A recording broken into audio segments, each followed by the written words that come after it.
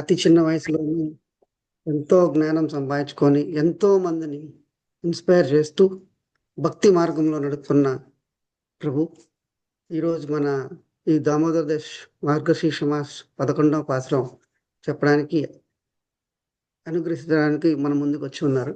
ప్రభు హరే కృష్ణ ధన ప్రణామ్ ప్లీజ్. హరే కృష్ణ ప్రభు గురవే గౌరచంద్రాయ రాధికాయ తదాలయే కృష్ణాయ కృష్ణ భక్తాయ తద్భక్తాయ నమో నమః కర్కటే పూర్వ ఫాల్గుణ్యాం తులసీ కాననోద్భవాం పాండే విశ్వాంబరాం గోదాం వందే శ్రీరంగనాయకీం.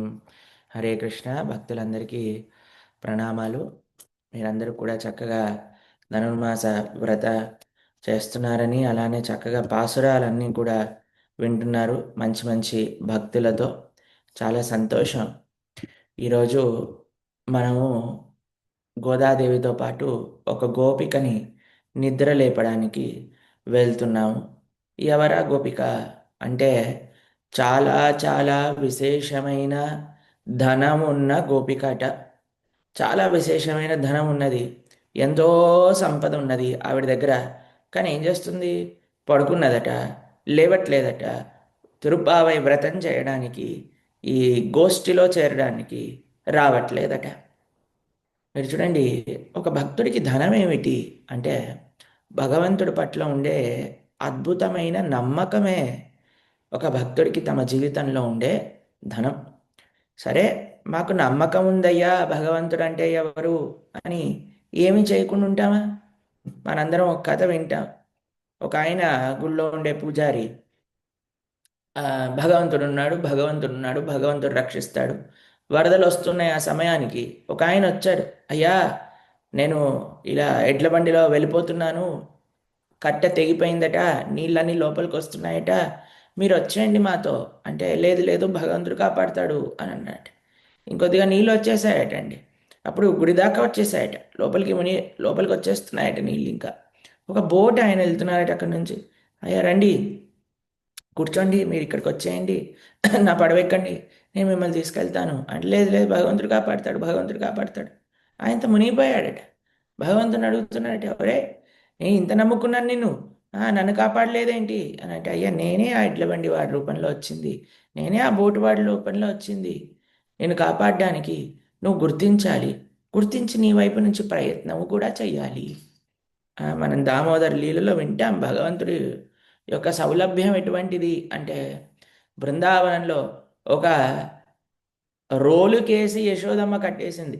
ఎటువంటి రోలు అట అంటే బయట పారేసిన రోలు అట. బయట పాడేసిన రోలు అంటే రుబ్బడానికి దంచడానికి కూడా పనికి రాకపోతే బయట పాడేసిన రోలుకి కట్టేసుకున్నాడట తాను భగవంతుడు. అంత సౌలభ్యము కలిగిన వ్యక్తి.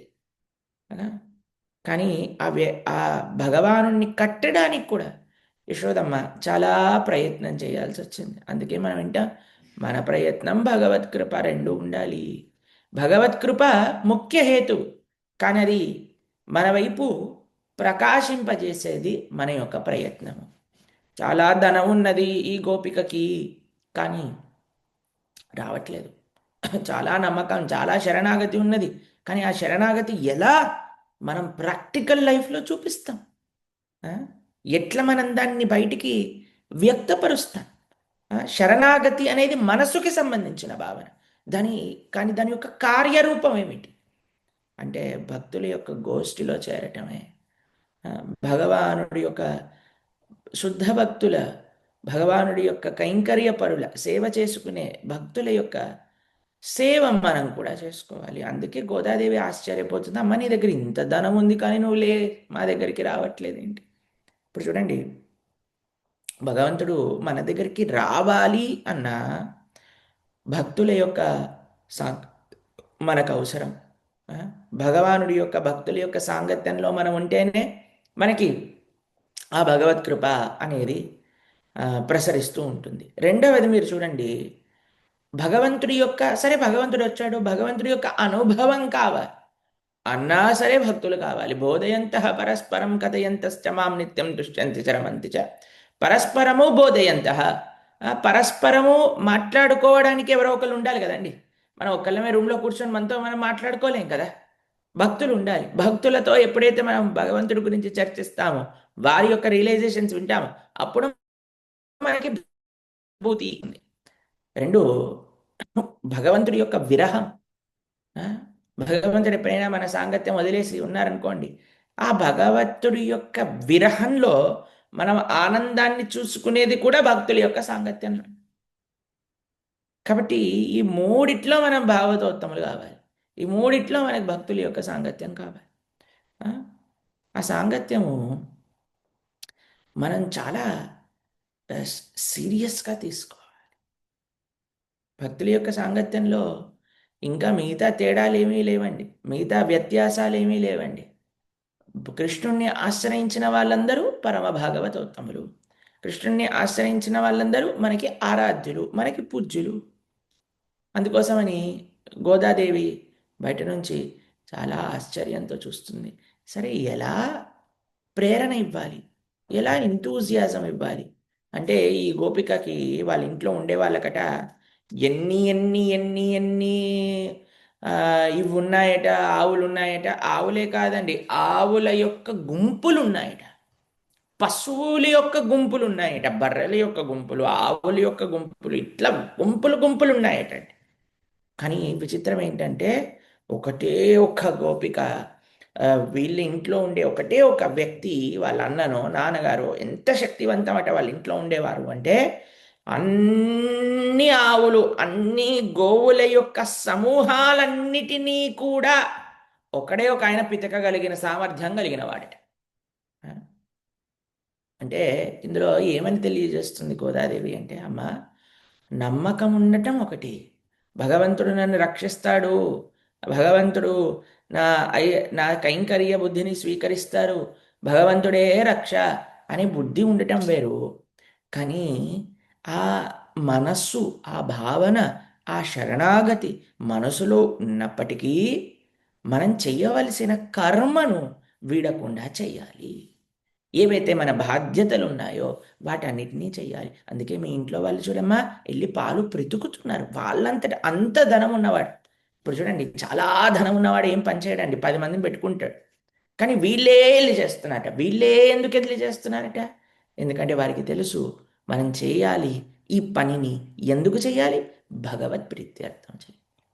అందుకే మనం సంకల్పంలో భగవదాజ్ఞయ భగవద్భాగవత ఆచార్య కైంకర్య రూపేణ భగవద్భాగవత ఆచార్య ప్రీత్యర్థం అని అంట. భగవద్ ఆజ్ఞయ. ఎందుకు మన కర్మని మనం, ఎందుకు, why should we take care of our responsibilities nicely? ఎందుకు మన రెస్పాన్సిబిలిటీస్ని బాగా చేయాలి? రెండో విషయం, ఎందుకు మన కైంకర్యాలన్నింటినీ ఏమీ వదిలేకుండా స్వామి రక్షిస్తాడు, స్వామి రక్షిస్తాడు, స్వామి కరుణిస్తాడు అని ఎందుకు వదిలేయకూడదు? ఎందుకంటే భగవద్ ఆజ్ఞయ, భగవంతుడి యొక్క ఆజ్ఞ అది. నీ యొక్క చక్కటి బాధ్యతలు ఏవైతే ఉన్నాయో అవి నిర్వర్తించు. మీ యొక్క కైంకర్యములు ఏవైతే ఉన్నాయో, సర్వీసెస్ ఏవైతే ఉన్నాయో వాటిని నిర్వర్తించు. ఎందుకు? భగవత్ ప్రీత్యర్థం. అంతేగాని పేరు, ప్రతిష్ట, ఇవి అవి వాటి కోసం కాదు. భగవద్ ఆజ్ఞయ భగవద్భాగవత ఆచార్య ప్రీత్యర్థము. ఇది భక్తిలో వచ్చాక మనం చేసేవన్నీ కూడా అలానే ఉంటాయండి. ఏవైతే దురాచారం ఉందో అది పోతుంది, సదాచారం నిలుస్తుంది. చెయ్యాలి.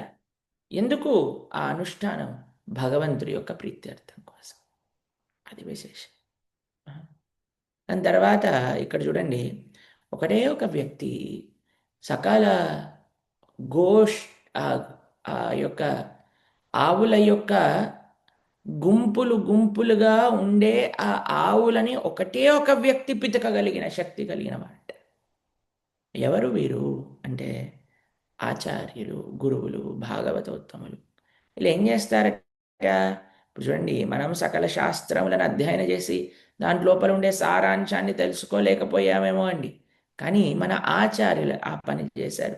నానా శాస్త్ర విచారణైక నిపుణౌ సద్ధర్మ సంస్థాపకౌ లోకానాం హితకారిణౌ త్రిభువనే మాన్యౌ శరణ్యకరౌ వందే రూప సనాతనౌ రఘుజుగౌ శ్రీజీవగోపాలకౌ నానాశాస్త్ర విచారణైక నిపుణౌ సద్ధర్మ సంస్థాపకౌ. అలా వాళ్ళు నానాశాస్త్ర విచారణ చేసి మనకి ధర్మం అంటే ఏంటో అందించారు. శాస్త్రముల యొక్క సారాంశం ఏంటో మన ఆచార్యులు మనకు అందించారు. మనం ఏం చేయాలండి? కేవలం మన ఆచార్య వాణిని శ్రవణం చేయాలి. శ్రీ ప్రభుపాదుల వారు భాగవతానికి భాష్యాన్ని ఇచ్చేటప్పుడు ఎన్నో ఆచార్యుల యొక్క భాష్యాలన్నింటినీ చదివి చదివి చదివి చదివి చదివి వాటి లోపల ఉండే వాటన్నిటిని చదువుతూ చదువుతూ డిక్టోఫోన్లో ఈ ఆచార్యుల యొక్క భాష్యంలోని సారాంశం అంతా మనకి అర్థమయ్యే రూపంలో అనుగ్రహించారు. వాటి మనం అన్ని ఆచార్యుల యొక్క భాష్యాలను చదవలేకపోతా శ్రీల ప్రభుపాదుల వారి యొక్క భాష్యాన్ని మనం చదువుకుంటే, ప్రతిరోజు నియమంగా పుస్తకాన్ని చదివితే, ప్రతి డివోటి నియమంగా శ్రీల ప్రభుపాదుల వారి యొక్క పుస్తకాన్ని ప్రతిరోజు చదవవలసినదే. మనం చూస్తాం మనందరికీ బిగ్గెస్ట్ ఇన్స్పిరేషన్ ఎవరు అని అంటే శ్రీల జయపతాక స్వామి మహారాజ్. వారు మొన్ననే ఒక పెద్ద సర్టిఫికెట్ చూస్తున్నారు అనమాట. వారు ఫస్ట్ క్లాస్లో పాస్ అయిపోయారు. భక్తి శాస్త్రి, భక్తి వైభవ్, భక్తి వేదాంత. ఎంత విశేషంగా వారివి ఛానల్లో అప్పుడప్పుడు వస్తూ ఉంటాయి, చూసారా మీరు? ఈరోజు ఇది చదివారు, ఈరోజు ఇది చేశారు అని. ఎంత విశేషం, ఎంత ఇన్స్పిరేషన్! మనకి ఇంకెవరు కావాలండి? కాబట్టి we should have no excuse అనేదే మనకు ఉండకూడదు. శ్రీ ప్రభుపాదుల వారి పుస్తకాలు ప్రతి ఒక్కళ్ళు చదవాల్సి. మా కాంగ్రిగేషన్, ఇక్కడ ఉండే కాంగ్రిగేషన్ డివోటీస్ అందరు ప్రతిరోజు సాధనా కార్డు నింపుతుంటారనమాట. అందులో రాస్తుంటారు ఎన్ని రోజు ఎంతసేపు ప్రభుపాదుల వారి పుస్తకాలు చదివారు, ఏమేమి చదివారు. ప్రతిరోజు వారు చదివిన దాంట్లోంచి పాయింట్స్ రాయాలి. అందరు వారం తర్వాత ఎగ్జామ్లు ఉంటాయి వారు చదివిన శ్రీ ప్రభుపాదుల వారి పుస్తకాలపై. నెలకొకసారి రివ్యూ ఉంటుంది. ఎందుకంటే ప్రతిరోజు మనకి బలం ఏమిటి అంటే, ఎప్పుడైతే ఆచార్యులు అంత కష్టపడి, ఇప్పుడు చూడండి, ఒకటే వ్యక్తి ఇన్ని పాలు కృతికడం అంటే సాధ్యమైన విషయమా అండి? సాధ్యమైన విషయమా చెప్పండి? కానీ చేశారట, అంత సాధ్యమట.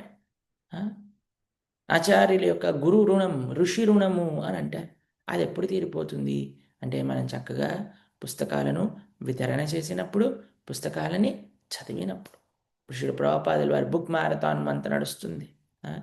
పుస్తక వితరణ ప్రతిరోజు డివోటీస్ అందరూ ఎలాగో రకంగా ఏనకేన ప్రకారం పుస్తక వితరణ చేస్తూ శ్రీ ప్రభుపాదుల వారి పుస్తకాలన్నింటినీ చేర్చాలి అందరికీ. మేము కూడా ప్రతిరోజు సాయంత్రం 2 గంటలు పుస్తక వితరణకి వెళ్తాం ఆదిలాబాద్లో. ఎంత విశేషం అసలు!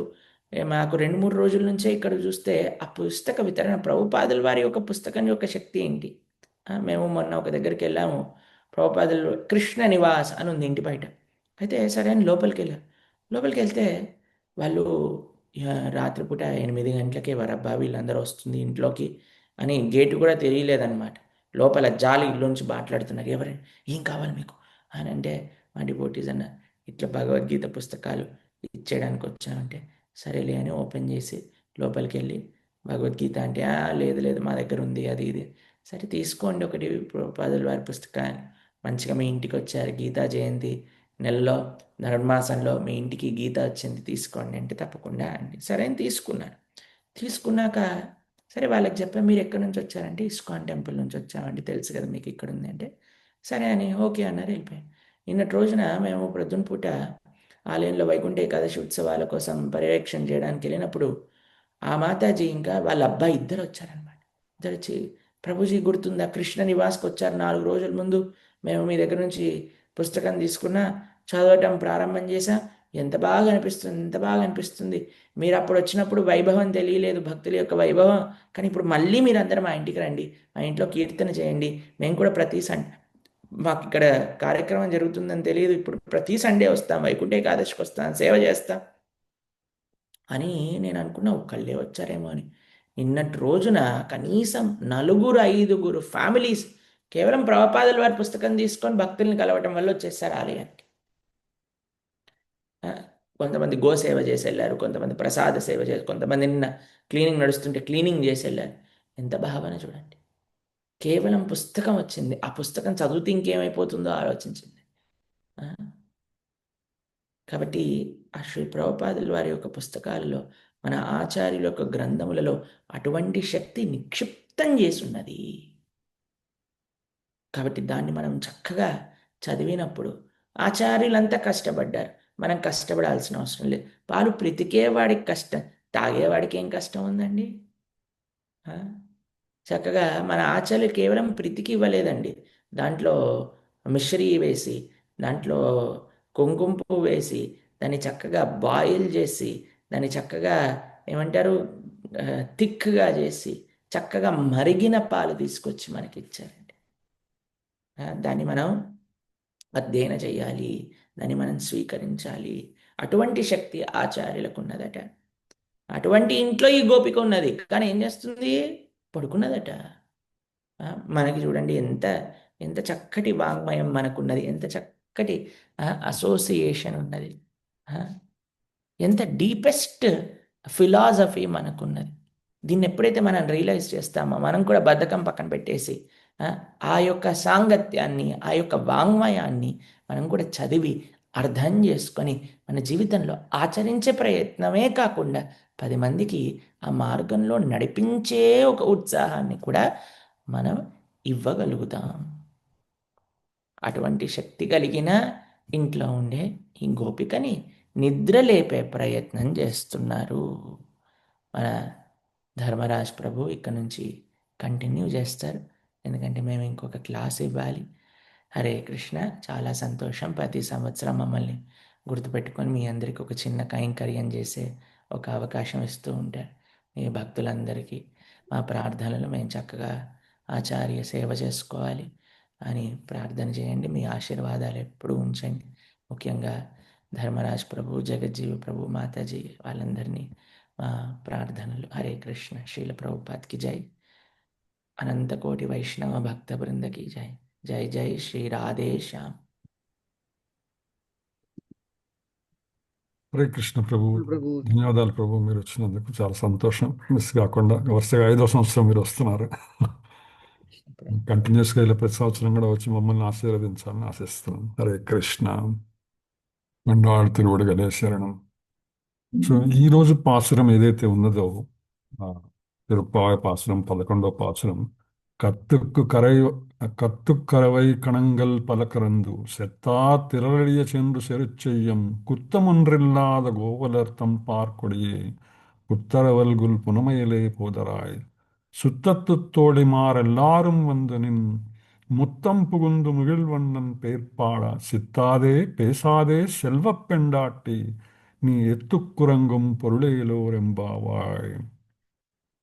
దగస్ ప్రభు చెప్పినట్టు, వేల లేగదూడల ఆవుల పాలు వేగ పితికెడివారు, అరుల బలము అణుగా పోరు సలిపెడివారు, దోషమించుకలేని గోపవంశ స్వర్ణలత, పుట్టలోని పాము పోలు కటికల వనమయూరి, రావే వయ్యారి రావే శ్రీమంతురాల, చుట్టాలు చెలులు అందరూ నీ ముంగుట నిలిచి నీలమేఘ శ్యామ సుందరుని కీర్తింప, ఉలుకవు పలుకవు నీ నిద్రకర్థమేమి చెలియరో చెప్పవే వేగ మేల్కొనవే, జగతికే మంగళము కూర్చు మన శ్రీవ్రతము. శ్రీమాన్ చిత్రకవి ఆత్రేయ గారి అనువాదం ఇది. ప్రత్యేకించి ఈ పాసురంలో స్థితప్రజ్ఞుని వ్యతిరేకావస్థ, స్థితప్రజ్ఞుడు అంటే నిన్నటి రోజున చెప్పుకునేటువంటి విషయం మీకు గుర్తుండే ఉంటుందన్నమాట. అంటే సర్వవేళ సర్వావస్థలందు అన్ని పరిస్థితుల్లో కూడా దేనికి చెలించడం, ద్వంద్వాతీతుడు అంటుంటాం కదా మనము. అంటే కలియుగములో కానీ ఏ యుగములో అయినప్పటికీ కూడా మంచి చెడు, కష్టము నష్టము, ఆనందము బాధ, సుఖము దుఃఖము, వీటన్నిటిలో కూడా ఒకే స్థితి కలిగినటువంటి వాడు స్థితప్రజ్ఞుడు. ఈ యొక్క ఇవాల్టి పాశంలో ఉన్నటువంటి వాడు స్థితప్రజ్ఞ వ్యతిరేక అవస్థ అని చెప్తారన్నమాట. సో ఇది మనకి భగవద్గీత 2వ అధ్యాయం 57వ శ్లోకంలో, ఎస్ సర్వత్ర అనభినిస్నేహ తత్తత్ప్రాప్య శుభాశుభం నా అభినందతి నద్వేష్టి తస్య ప్రజ్ఞ ప్రతిష్ఠిత అని చెప్తుంది శ్రీమద్ భగవద్గీత 2వ అధ్యాయంలోని 57వ శ్లోకం అన్నమాట. ఎవరు సమస్త విషయాలలో అభిమానము లేకుండా ఆయా శుభాశుభములు ఒకవేళ పొందినా కూడా సంతోషపడడో దేశింపడో అట్టివాడు స్థితప్రజ్ఞుడు. మనం చేసే పనులు ఏవైతే ఉన్నాయో మనకి ఏ విధమైనటువంటి బాధ నష్టము కలగకుండా దాని దోషం అంటకుండా చేయటమే కర్మయోగం అని భగవానుడు మనకి భగవద్గీతలో చెప్పినటువంటి విషయం తెలిసిందే. దీన్ని యోగ కర్మసు కౌశలం అంటారు. అంటే కౌశలముతో కూడినటువంటి యోగ కర్మాచరణ. ఏమిటది? ఇటువంటి ఫలములని మనకు అంటకుండా చేసేటువంటి కర్మాచరణ అనమాట.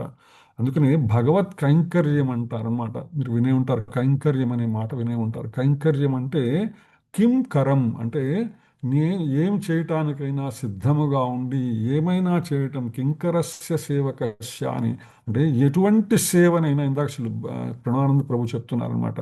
గృహస్థులు వచ్చి గోసేవ చేశారు, ప్రసాద సేవ చేశారు, అలాగే శౌచ సేవ చేశారు. అంటే ఆలయాన్ని శుభ్రం చేయటం అనేటువంటి సేవ అనమాట.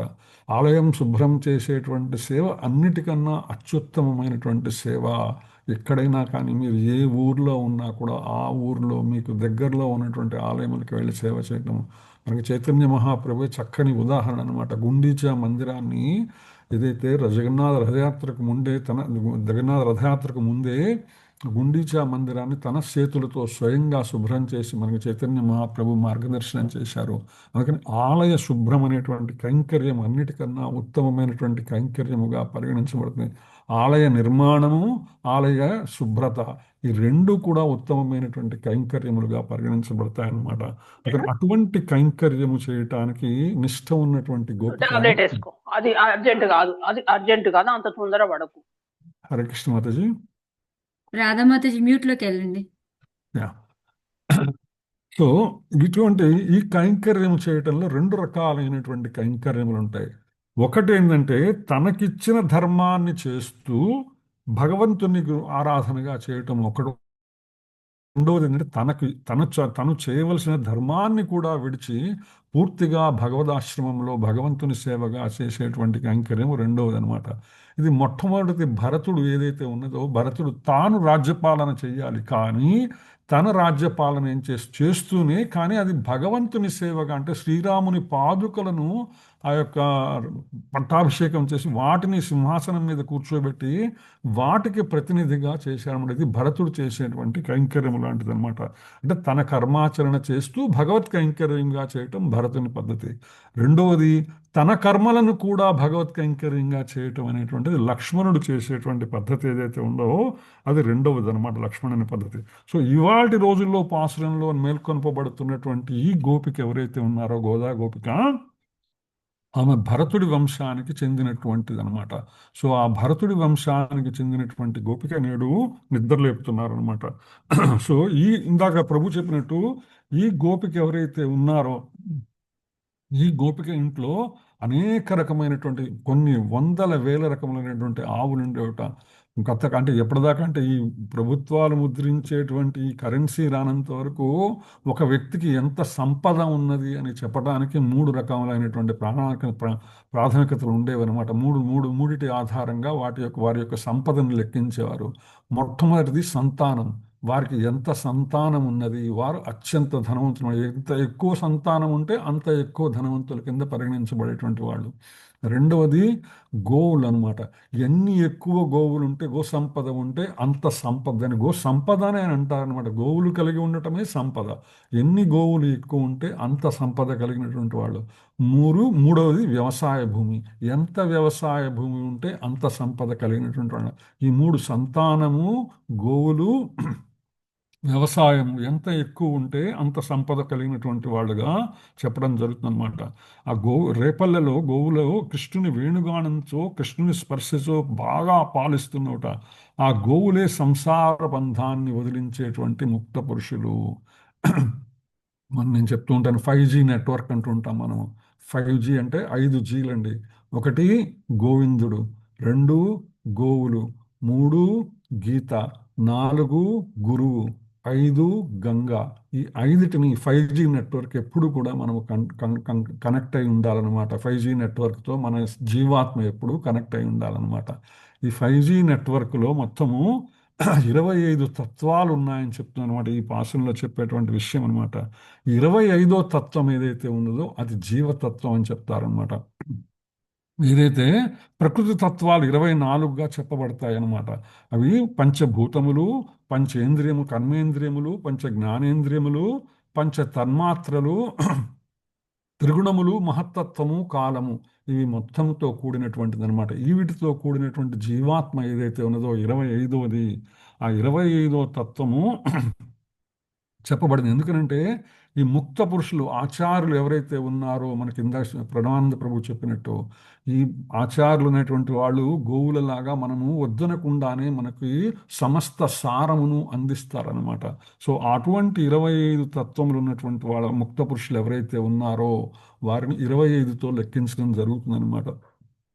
రామాయణంలో కూడా సీతమ్మ వారు, రాముల వారు అరణ్యవాసంలో అనసూయాదేవిని కలిసినప్పుడు అనసూయాదేవితో సీతా తల్లి చెప్తుందనమాట, శ్రీరాముని వయసు 25గా తనకు వయసు 18గా చెప్తుంది. అంటే 25వ తత్వాన్ని పొందినటువంటి, అంటే సంపూర్ణతను పొందినటువంటి స్థితి వచ్చిందంటే రావణ సంహారమును కొరకు సిద్ధంగా ఉన్నాడు రాముడు అని చెప్పేటువంటి ప్రయత్నం జరుగుతుందన్నమాట.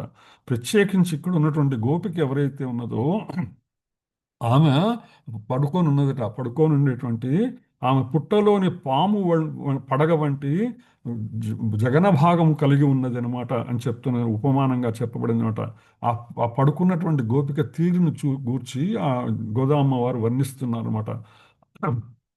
ఎందుకంటే దాన్ని వర్ణించేటువంటి ప్రయత్నంలో చెప్తున్నారన్నమాట. దాని యొక్క అంతరార్థం ఏంటంటే, మనకందరికీ తెలిసినటువంటి శరీరములో ఉండేటువంటి ఆ చక్రములు ఏవైతే మూలాధార చక్రం నుంచి సహస్రార చక్రం వరకు, ఎప్పుడైతే మూలాధార చక్రం నుంచి అష్టాంగ యోగ విధానములో శ్రీ విద్యా సాంప్రదాయంలో ఆ మూలాధార చక్రము నుంచి శక్తిని చైతన్యము చేసి సహస్రారము దాకా ప్రయాణించేటువంటి 1000 దళాలు ఉన్నటువంటి సహస్రారం దాకా దాన్ని యాక్టివేట్ చేస్తారు. ఇది ఒక హఠయోగము లేదా అష్టాంగ యోగము శ్రీ విద్య అని చెప్పడం జరుగుతుందన్నమాట. సో ఇప్పుడు ఆ రోజు అక్కడ చూసినటువంటి ఆ గోపిక ఎవరైతే ఉన్నారో అటువంటి ప్రయత్నం ఉన్నది అని చెప్తారు. ప్రత్యేకించి ఈ యొక్క పాసరంలో ఈరోజు మేల్కొల్పబడుతున్నటువంటి ఆళ్వార్ పేరు తిరుమంగయ్య ఆళ్వార్ అని చెప్తారనమాట. వీరు మ్లేచ్ఛ వంశంలో జన్మించేటువంటి వారు. వీరి పేరు వాస్తవానికి నీలుడు. అనేక బలపరాక్రమాలు పొందినటువంటి వ్యక్తి అనమాట. అందుకని చోళరాజు ఎవరైతే ఉన్నారో ఆయన దగ్గర సైన్యాధిపతిగా కూడా పనిచేసినటువంటి వారు.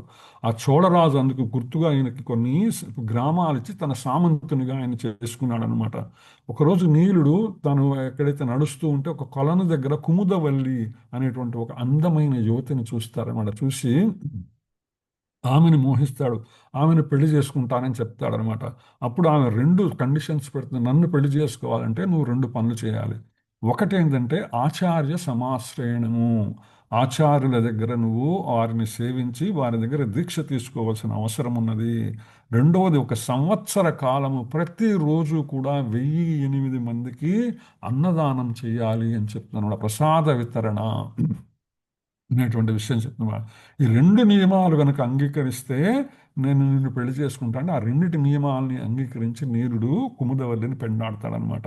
సో ఆ నీలుడు ఎవరైతే ఉన్నారో ఆయన ఆ యొక్క అన్నదాన సేవ కోసం తన రాజ్యాన్ని నుంచి వచ్చే రాబడంతా కూడా ఖర్చు పెట్ట మొదలుపెట్టి చోళరాజు ఎవరైతే ఉన్నారో ఆయనకి సామంతుడనే విషయాన్ని కూడా మర్చిపోయి ఆ డబ్బు కూడా కట్టేశాడనమాట.